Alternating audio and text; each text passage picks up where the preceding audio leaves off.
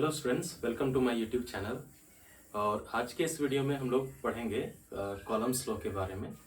Previous जो video हमारा था जिसमें हम लोग स्टडी किए थे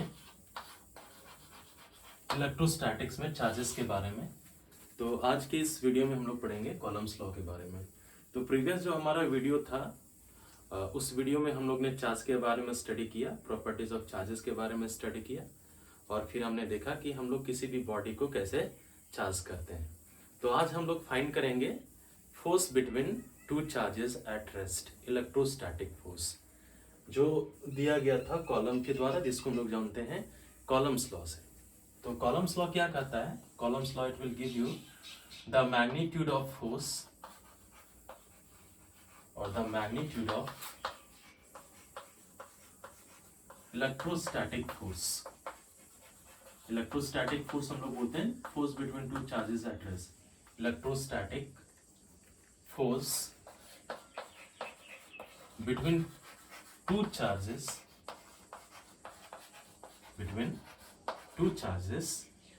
डिपेंड्स ऑन फॉलोइंग फैक्टर्स। अगर आपके पास दो चार्जेस हैं तो दोनों चार्ज के बीच जो इलेक्ट्रोस्टैटिक फोर्स लगेगा वो फोर्स ये सारे फैक्टर पे डिपेंड करेगा। सबसे पहला जो फैक्टर है वो है force between two charges is directly proportional to product of magnitude of charges.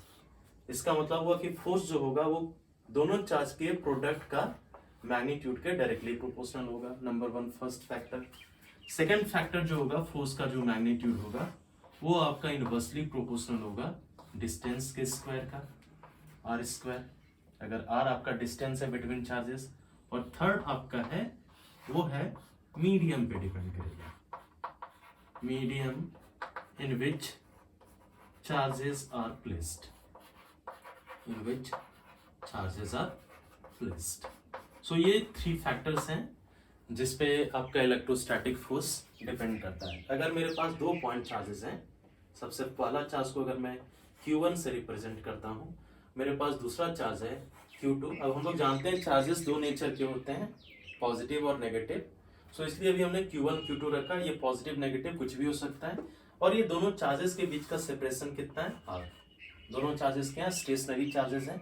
तो दोनों के बीच एक फोर्स एग्जिस्ट करेगा, उस फोर्स को हम लोग बोलते हैं इलेक्ट्रोस्टैटिक फोर्स।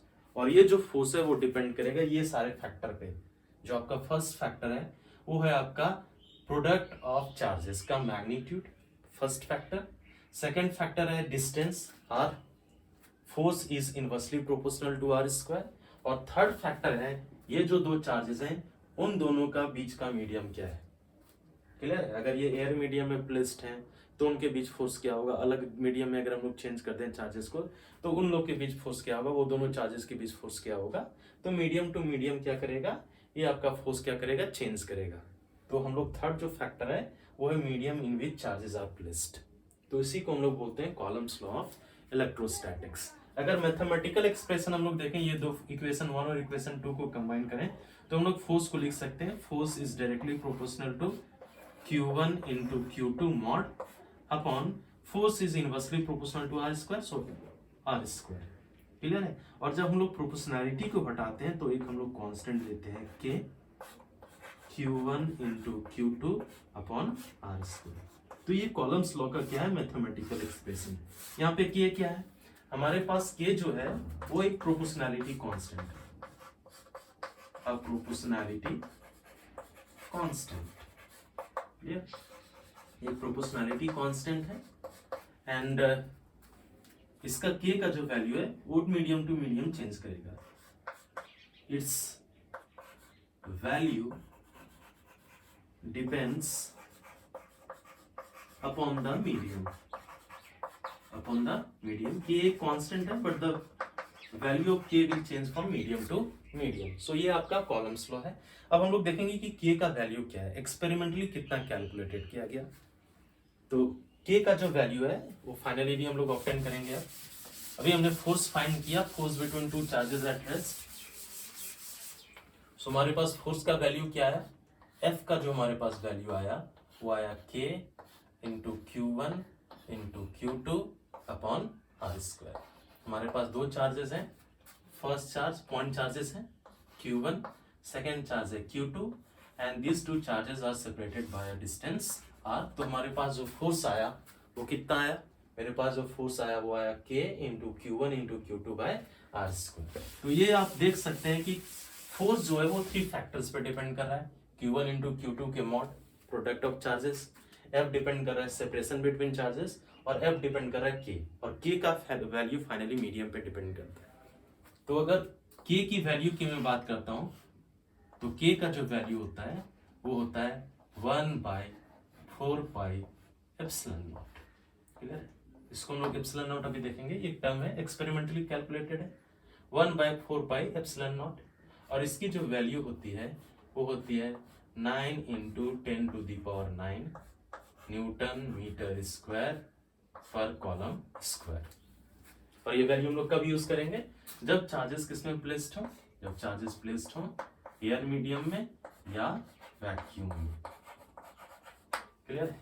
ये आपका एप्सिलॉन नॉट एक कांस्टेंट है, और 4 पाई बताता है कि अगर एक चार्ज है तो उसके चारों तरफ कितना फोर्स लगेगा। क्योंकि अगर मैं 3D में बात करता हूं तो जो टोटल आपका एंगल होता है सॉलिड एंगल वो होता है 4 पाई। तो ये इसलिए हम लोग K का जो वैल्यू लेते हैं वो लेते हैं 1/4 पाई। एप्सिलॉन नॉट एक आपका कांस्टेंट है, और इस एप्सिलॉन नॉट को हम लोग बोलते हैं एब्सोल्यूट परमिटिविटी। एब्सोल्यूट परमिटिविटी या इसको हम लोग बोल सकते हैं absolute permittivity of air medium और फ्री स्पेस। फ्री स्पेस को ही हम लोग क्या बोलते हैं, वैक्यूम। क्या बोलते हैं, वैक्यूम। क्लियर है? लेकिन अगर मैं मान लेता हूं कि चार्जेस एयर मीडियम और वैक्यूम में प्लेस्ड नहीं हो तो वो दोनों चार्जेस के बीच कितना फोर्स लगेगा, तो आपका K का वैल्यू क्या कर जाएगा, चेंज कर जाएगा। K का जो वैल्यू होगा वो मेरे पास होगा 1/4 पाई, हम लोग बोलते हैं इसको एप्सिलॉन। क्या बोलते हैं, एप्सिलॉन। यहाँ पे 4 पाई अगेन आपका कांस्टेंट है, और यहाँ एप्सिलॉन आपका क्या बोलते हैं, एप्सिलॉन हम लोग सिंपली बोलते हैं, एप्सिलॉन हम लोग बोलते हैं, या एप्सिलॉन M बोल सकते हैं, एप्सिलॉन हम लोग बोलते हैं permittivity. Epsilon not absolute permittivity, epsilon को हम लोग बोलते हैं permittivity of a medium. Clear है? बेसिकली ये जो वैल्यू है K का वैल्यू वो हम लोग लिखते हैं 1/4 पाई। एप्सिलॉन का वैल्यू बेसिकली एप्सिलॉन नॉट, और एक हम लोग टर्म भी देते हैं जिसको हम लोग बोलते हैं epsilon R। Actually epsilon is equal to क्या होता है, एप्सिलॉन इज इक्वल टू होता है epsilon naught into epsilon R, जहां पे एप्सिलॉन R हम लोग बोलते हैं relative permittivity of a medium. Clear है? तो ये सारे टर्म्स अब आपको क्या करने हैं, थोड़े से ध्यान में देने। फोर्स आपके पास कितना होगा, force between two charges at rest K Q1 Q2 upon R square. Clear है? अब ये जो K का वैल्यू है वो मीडियम टू मीडियम क्या करता है, चेंज करता है। When this two charges are placed in air medium तो K का वैल्यू जो होगा मेरे पास वो होगा 1/4 पाई एप्सिलॉन नॉट। क्लियर है? सो 1/4 पाई एप्सिलॉन नॉट एक कांस्टेंट है जिसका वैल्यू होता है 9 इंटू 10⁹ न्यूटन मीटर स्क्वायर पर कॉलम स्क्वायर। क्लियर है? और ये हम लोग K का जो वैल्यू है वो यूज करेंगे जब चार्जेस किसमें प्लेस्ड हो, एयर मीडियम में या वैक्यूम में। अब K का वैल्यू जो होगा वो चेंज कर जाएगा ना। अगर ये दोनों चार्जेस अब किसी दूसरे मीडियम में प्लेस्ड है, सपोज ये दोनों चार्जेस के बीच हमने पेपर डाल दिया, क्लियर ना, so medium between these two charges will become a medium which is consist of a paper। अगर ये दोनों चार्जेस के बीच हमने ग्लास डाल दिया तो आपका क्या कर गया, मीडियम चेंज कर गया। तो मीडियम अगर चेंज कर जाएगा तो फोर्स भी चेंज कर जाएगा। इसका मतलब K का वैल्यू क्या करना चाहिए, चेंज करना चाहिए फोर्स को चेंज करने के लिए। तो अब K का जो वैल्यू मेरे पास होगा वो होगा 1/4 पाई एप्सिलॉन, और ये एप्सिलॉन को हम लोग बोलते हैं परमिटिविटी ऑफ अ मीडियम, और ये एप्सिलॉन जो बेसिकली होता है वो होता है epsilon naught into epsilon R। अब जैसे क्या है ना कि आप लोग जब रिफ्रैक्टिव इंडेक्स पढ़े होंगे, अब हम लोग बताते हैं कि ये परमिटिविटी क्या होता है। सबसे पहले हम लोग देखेंगे कि परमिटिविटी क्या होता है। ओके, मेरे पास एक टर्म आया है परमिटिविटी। जिसमें दो परमिटिविटी आए हैं, एक आया एब्सोल्यूट परमिटिविटी और सिंपली एक परमिटिविटी। तो परमिटिविटी कुछ नहीं है, permittivity is nothing but it is the ability, it is the ability of a medium, ability of a medium which determines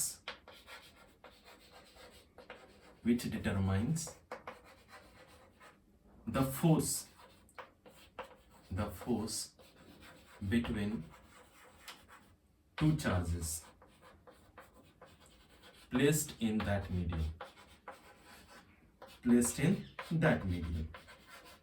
actually क्या है ना कि जो फोर्स होता है वो मीडियम टू मीडियम चेंज करता है। इसका मतलब मीडियम की भी अपनी एक प्रॉपर्टी है और उस प्रॉपर्टी के कारण क्या कर रहा है, दो चार्जेस के बीच का जो फोर्स है वो क्या कर रहा है, चेंज कर रहा है। So permittivity is nothing but it is the ability of a medium which will determine the force between two charges when these two charges are placed in that medium. Clear है? अब देखो यहाँ पे जो हमारे पास रिलेटिव परमिटिविटी आया, जैसे हम लोग अलग अलग मीडियम लिए और फोर्स को हम लोग अगर मान लेते हैं क्या कर रहे हैं, कंपेयर कर रहे हैं फ्रॉम मीडियम टू मीडियम, तो हमारे पास एक टर्म आएगा। जैसे हम लोग रिफ्रैक्टिव इंडेक्स पढ़ रहे थे, जैसे किसी भी मीडियम का रिफ्रैक्टिव इंडेक्स हम लोग पढ़ते थे, तो refractive index of a medium is equal to हम लोग क्या बोलते थे, refractive index in air medium divided by refractive index. Okay, basically ये हम लोग बोलते थे।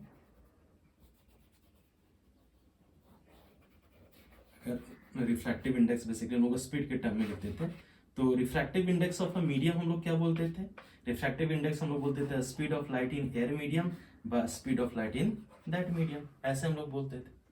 सिमिलरली अगर मैं रिलेटिव परमिटिविटी की मैं बात करता हूँ, रिलेटिव परमिटिविटी बेसिकली बताएगा force between two charges in air medium divided by force between same two charges in a medium. Okay, अगर एप्सिलॉन की मैं बात करता हूँ तो एप्सिलॉन इज इक्वल टू कितना आ गया मेरे पास, epsilon naught into epsilon naught. Okay, तो ये आपका जो है वो आपका हो गया Coulomb's law in vector form. अब यहाँ पे हम लोग देखते हैं कि आखिर आपका फोर्स का वैल्यू क्या होगा अगर Q1 और Q2 क्लियर है, या सिंपली मैं बोलूँ Q1 इंटू Q2 का जो प्रोडक्ट है वो मैं मान लेता हूँ यूनिटी 1 है, और डिस्टेंस बिटवीन चार्जेस कितना है 1 मीटर। तो हमारे पास फोर्स का वैल्यू क्या होगा इन एयर मीडियम, तो फोर्स का वैल्यू हो जाएगा K into Q1 into Q2 upon R square, ये 1 है, तो F का वैल्यू क्या हो जाएगा K, और एयर मीडियम के लिए K का वैल्यू कितना है 9 into 10 to the power 9 newton metre square पर कॉलम स्क्वायर। क्लियर? सो आपका K जो कांस्टेंट है, यहाँ K को हम लोग डिफाइन कर सकते हैं। सो बेसिकली K आपका जो कांस्टेंट है वो जिसकी वैल्यू कितनी होगी 9 इंटू 10 टू दी पावर 9 होगी, जब दो चार्जेस एयर मीडियम में रखे हो, दोनों का मैग्नीट्यूड यूनिटी हो और सेपरेटेड बाय डिस्टेंस कितना हो 1 यूनिटी, तो हम लोग क्या बोलेंगे, K is numerically equal to the electrostatic force between two charges placed in air medium और vacuum having magnitude unity and separated by a distance of unity. Simple.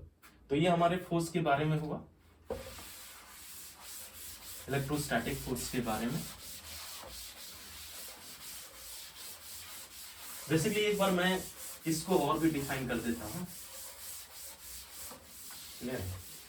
तो आपको फोर्स का जो वैल्यू होगा वो कितना होगा, आपको याद रखना है 1/4 pi epsilon naught into Q1 into Q2 upon R square. Clear है? ये आप किसके लिए यूज करोगे, एयर मीडियम के लिए, या फिर आप वैक्यूम के लिए यूज कर सकते हैं इसको। क्लियर है?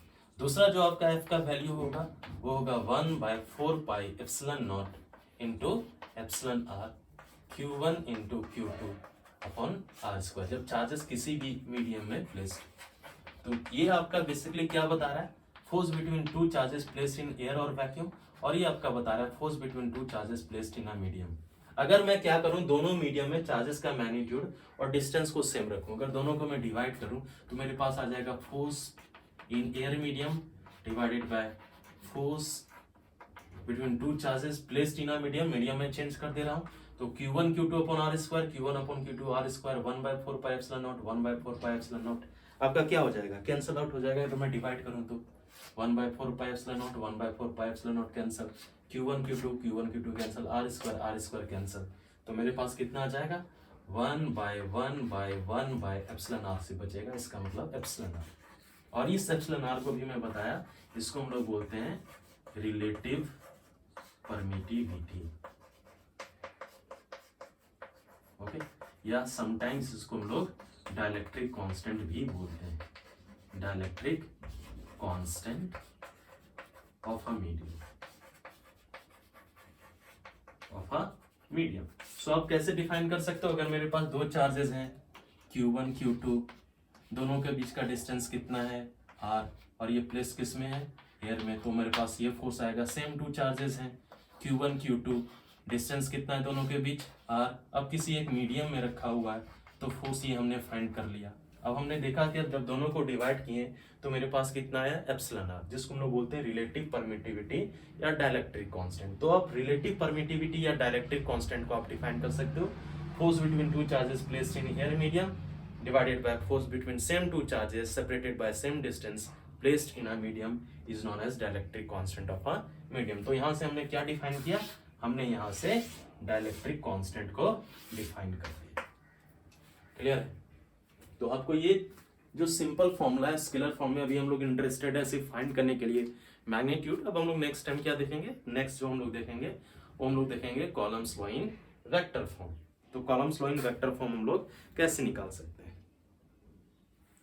अब देखो ये जो k का वैल्यू है ना, सॉरी ये जो एप्सिलॉन r का वैल्यू होता है वो आपको याद रखना है। एप्सिलॉन r का जो वैल्यू होता है वो होता है 1, याद रखना है। अगर एप्सिलॉन r का वैल्यू मैं यहाँ पे 1 ले लूँ तो ये आपका कितना हो जाएगा 1/4 एप्सिलॉन नॉट। इसका मतलब फोर्स बिटवीन टू चार्जेस इन एयर मीडियम 1 होता है फॉर एयर मीडियम। क्लियर? ये आपको याद रखना है। बाकी एप्सिलॉन r का वैल्यू क्या करेगा, मीडियम टू मीडियम चेंज करेगा, ये हमेशा ग्रेटर देन 1 होता है। क्लियर है? फॉर एनी मीडियम या तो इक्वल टू 1 होगा या ग्रेटर देन 1 होगा, आपको ये याद रखना है। अब हम लोग क्या ना, एक चीज हम लोग यहाँ पे थोड़ा सा मिस कर गए, हम लोग तुरंत क्विकली देखेंगे कि हम लोग एप्सिलॉन नॉट का यूनिट और डायमेंशन कैसे फाइंड करेंगे। एक सिंपल सा प्रॉब्लम है, अगर चार्जेस एयर मीडियम में प्लेस्ड हो तो हमारे पास है force between two charges placed in air medium 1/4 epsilon not Q1 into Q2 upon R square. Clear है? इसको हम लोग सिंप्लीफाई करें तो एप्सिलॉन नॉट और F का अगर हम लोग पोजीशन को इंटरचेंज करते हैं तो epsilon naught is equal to हो जाएगा 1/4 F into Q1 into Q2 upon R square. Clear है? अब हम लोग क्या करते हैं, यूनिट फाइंड करते हैं। SI unit of this, SI unit of this epsilon not, absolute permittivity 1/4 number का कोई कांस्टेंट नहीं, कोई यूनिट नहीं, फोर्स का न्यूटन। ऊपर में दो चार्जेस हैं तो चार्जेस का होगा कूलॉम, दो चार्जेस हैं into Coulomb divided by distance का होता है मीटर, डिस्टेंस स्क्वायर तो यहाँ पे हो जाएगा मीटर स्क्वायर। तो आपके पास coulomb into coulomb, coulomb square by newton metre square, ये आपका यूनिट आ गया। वैल्यू भी फाइंड कर सकते हैं एप्सिलॉन नॉट का। अगर मैं चूज करता हूँ Q1 Q2 का वैल्यू 1 और R का वैल्यू अगर मैं 1 चूज करता हूँ तो फोर्स बिटवीन टू चार्जेस कितना होता है, जस्ट अभी कैलकुलेट किए थे 9 इंटू 10⁹9 न्यूटन होता है। तो एप्सिलॉन नॉट का वैल्यू कितना आ जाएगा, एप्सिलॉन नॉट का वैल्यू आएगा वो आएगा 1/4 into F is equal to 9 into 10⁹9 into Q1 Q2 का वैल्यू 1, R स्क्वायर का वैल्यू 1। क्लियर है? और यूनिट अभी तो हम लोग कैलकुलेट कर चुके हैं, coulomb square divided by newton metre square. तो ये वैल्यू जब कैलकुलेट करेंगे तो ये आएगा 8.825 इंटू 10⁻⁻12 कॉलम स्क्वायर पर न्यूटन मीटर स्क्वायर। क्लियर है? तो पॉइंट नंबर 1 ये हमने SI यूनिट फाइंड कर लिया, पॉइंट नंबर 2 हमने वैल्यू भी फाइंड कर लिया, पॉइंट नंबर 3 हम लोग डायमेंशन भी फाइंड कर सकते हैं इस एप्सिलॉन नॉट का। तो एप्सिलॉन नॉट का जो डायमेंशन होगा, एप्सिलॉन नॉट ये कितना होगा, सिंपली हम लोग फाइंड कर सकते हैं 1/4 ये आपका नंबर है, नंबर का तो कोई डायमेंशन होता नहीं। फोर्स का डायमेंशन हम लोग जानते हैं MLT inverse two charge. Charge को हम लोग चूंकि फंडामेंटल नहीं है तो चार्ज को फंडामेंटल के टर्म में रखेंगे तो I into T. Current is equal to क्या होता है मेरे पास, charge upon time, flow of charge per unit time. तो Q इज इक्वल टू कितना होगा IT। अब डायमेंशन जब लिखते हैं तो आई को समटाइम्स किसी किसी बुक में ए से भी रिप्रेजेंट करता है, तो ए टी लिखो या आई टी लिखो। तो I T into I T, दो चार्जेस हैं, तो I T into I T divided by distance, distance को हम लोग लेंथ से लिखते हैं एल स्क्वायर। जब इसको आप सॉल्व करोगे एल स्क्वायर एल क्यूब, तो ये आ जाएगा m to the power -1 means m inverse 1, l inverse 3, t inverse 2, ऊपर जाएगा positive t t t square, t to the power 4 ये हो जाएगा i इंटू आई, ये आपका हो जाएगा आई स्क्वायर या ए स्क्वायर, आप जो भी लिखो। तो ये आपका डायमेंशन भी आ गया एप्सिलॉन नॉट को। क्लियर है? तो एप्सिलॉन नॉट क्या होता है वो मैंने बता दिया, परमिटिविटी, और परमिटिविटी क्या होता है वो भी मैंने डिफाइन किया। फिर एप्सिलॉन, देन एप्सिलॉन आर, और ये तीनों के बीच का रिलेशनशिप क्या होता है अभी हमने बताया था, epsilon is equal to epsilon naught into epsilon R. Clear है? ये आपको याद रखना है। तो ये हम लोग सारे परमिटिविटी और एब्सोल्यूट परमिटिविटी, कॉलम्स लॉ को भी हम लोग देख लिए स्केलर फॉर्म में, सिर्फ मैग्नीट्यूड अभी फाइंड किए थे। अब हम लोग डायरेक्शन भी फाइंड कर सकते हैं। क्लियर है? तो डायरेक्शन फाइंड करने से पहले हम लोग एक प्रॉब्लम लेंगे, उस प्रॉब्लम को सॉल्व करेंगे, फिर हम लोग देखेंगे Newton's law in vector form. तो सबसे पहले एक मैं प्रॉब्लम लेता हूं, सिंपल प्रॉब्लम। ये एक प्रॉब्लम हम लोग लेंगे। तो प्रॉब्लम क्या है हमारे पास? हमारे पास है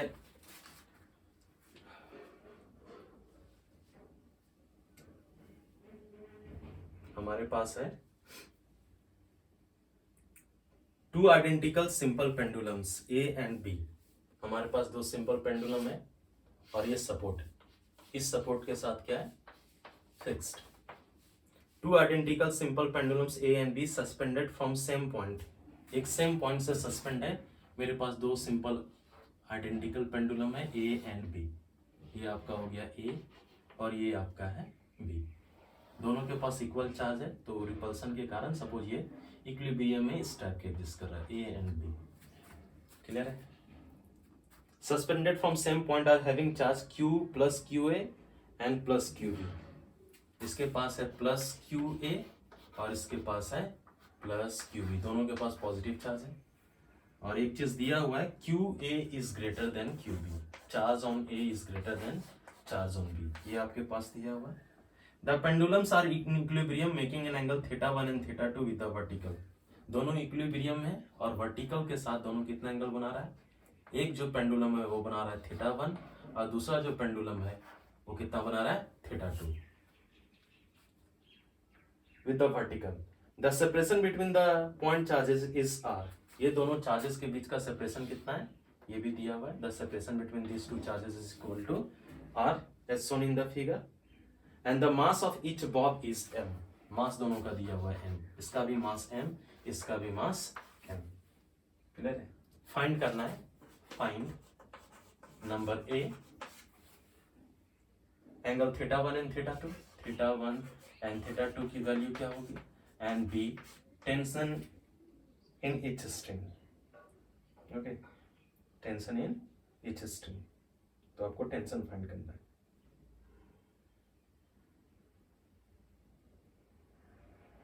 तो हम लोग फाइंड करते हैं, टेंशन टी आपको फाइंड करना है इन ईच स्ट्रिंग। क्लियर? हम लोग इजीली बना सकते हैं। हम लोग सबसे पहले बनाने के लिए क्या करेंगे, हम लोग क्या करेंगे कि सबसे पहले इसका हम लोग फ्री बॉडी डायग्राम ड्रॉ करेंगे। ओके, किसी भी एक को हम लोग पकड़ के इसका फ्री बॉडी डायग्राम ड्रॉ करेंगे। कैसे फ्री बॉडी डायग्राम ड्रॉ करेंगे, अगर इस स्ट्रिंग की मैं बात करता हूं तो हम लोग टेंशन का डायरेक्शन जानते हैं, along the string away from object. इसमें टेंशन में मान लेता हूं T1। क्लियर है? दूसरा जो फोर्स होगा वो इसका खुद का gravitational pull by the earth, weight जिसको हम लोग बोलते हैं mg, आपका क्या होगा, वर्टिकली डाउनवर्ड। सेकेंड फोर्स आया। थर्ड फोर्स क्या होगा, ये चार्ज इसको क्या करेगा, रिपेल करेगा, तो जिसको हम लोग बोलते हैं इलेक्ट्रोस्टैटिक फोर्स, तो ये आपका इलेक्ट्रोस्टैटिक फोर्स होगा। क्लियर है? इस फोर्स का हम लोग नाम दे सकते हैं F। क्लियर है? तो हमारे पास आ गया। अगर ये एंगल θ1 है तो इस टेंशन का हम लोग कंपोनेंट ले सकते हैं। पहला टेंशन का कंपोनेंट कितना होगा, ये आ जाएगा T1 इंटू थीटा, ये θ1 है तो ये भी एंगल कितना होगा थीटा वन, तो T1 into cos of theta one, और ये जो आपका होगा वो होगा T1 into sine of theta one. अगर मैं एक्सिस ड्रॉ करूं तो ये आपका एक्स एक्सिस, वाई एक्सिस। तो इक्विलिब्रियम के लिए हम लोग जानते हैं जितने भी फोर्सेस होंगे एक्स एक्सिस में सबका सम क्या होगा, जीरो, ट्रांसलेशनल इक्विलिब्रियम के लिए। और जितने भी फोर्सेस वाई एक्सिस में वो क्या है, जीरो होने चाहिए। For translational equilibrium net force क्या होना चाहिए, जीरो। तो एक्स एक्सिस में देखो, एक्स एक्सिस में हमारे पास दो फोर्सेस हैं। पहला है T1 साइन थीटा वन जो कि पॉजिटिव डायरेक्शन की तरफ है, प्लस दूसरा जो फोर्स है वो आपका फोर्स उसको नेगेटिव एक्सिस में माइनस एफ इक्वल्स टू क्या होगा, जीरो। या हम लोग बोल सकते हैं T1 into sine of theta one plus minus minus F equals to zero. Equation number क्या होगा, 1। दूसरा हम लोग क्या करेंगे, ये देखेंगे ऊपर वाला एक्सिस की तरफ। तो अगर इसको मैं और भी सिंप्लीफाई कर दूं तो T1 sine theta one is equal to F, इसको मैं लिखता हूं इक्वेशन 1। दूसरा हमारा क्या है, दूसरा हमारा है ये T1 cos theta, Y axis में अगर मैं लगाऊं तो मैं लगा सकता हूं, डायरेक्ट में लिख रहा हूं T1 cos of theta one, किसको बैलेंस कर रहा है, mg को, सो इक्वल्स टू mg। इसको मैं क्या कर देता हूं, इक्वेशन नंबर 2, ये भी थीटा वन। अगर मैं दोनों को डिवाइड करूंगा तो T1 T1 क्या हो जाएगा, cancel, sine theta one by cos theta one, ये आपका कितना आ जाएगा, tan of theta one equals to क्या आ जाएगा, f बाय mg। फोर्स आपका एयर मीडियम में अगर है तो हो जाएगा k, दोनों चार्जेस का product qa into QB divided by दोनों के बीच का डिस्टेंस का स्क्वायर r स्क्वायर, और mg नीचे तो r स्क्वायर mg। तो यहाँ से हम लोग थीटा वन का वैल्यू निकाल सकते हैं। ये थीटा वन का वैल्यू हो जाएगा tan inverse k into QA into QB by r square into mg। तो हमने ये थीटा वन का वैल्यू निकाल लिया। अब एक बार थीटा वन का वैल्यू मेरे पास आ गया तो हम लोग क्या निकाल सकते हैं, टेंशन का वैल्यू निकाल सकते हैं। Tension T1 is equal to क्या हो जाएगा, f by sine theta one. Tan theta अगर आ गया तो साइन थीटा कॉस थीटा मेरे पास आ जाएगा। सिमिलरली हम लोग B के लिए भी फाइंड कर सकते हैं। इसमें अगर मैं टेंशन T2 फाइंड करूं, इसमें मान लेते हैं इस स्ट्रिंग में टेंशन T2 है, क्लियर है। इस पे जो फोर्स लगेगा वो फोर्स इधर लगेगा, रिपल्सिव फोर्स है। इसका खुद का वेट किधर, mg डाउनवर्ड। अब ये T का हम लोग कंपोनेंट ले सकते हैं, T2 का, ये आपका हो जाएगा T2 कॉस थीटा, और यहाँ पर इधर क्या हो जाएगा, T2 sine theta. Same process से हम लोग क्या कर सकते हैं, फिर जो हमने A के लिए लगाया सेम हम लोग B के लिए भी अप्लाई कर सकते हैं। और हम लोग क्या फाइंड कर सकते हैं, हम लोग फाइंड कर सकते हैं थीटा वन का वैल्यू और tension in the string, simple जैसे हमने पहले स्टेप में कैलकुलेट किया। तो आज के इस वीडियो में हम लोग क्या देखें, आज के इस वीडियो में हम लोग कॉलम्स लॉ को देखें इन स्केलर फॉर्म। नेक्स्ट जो वीडियो हमारा होगा वो प्योरली डेडिकेटेड होगा columns law in vector form. Thank you.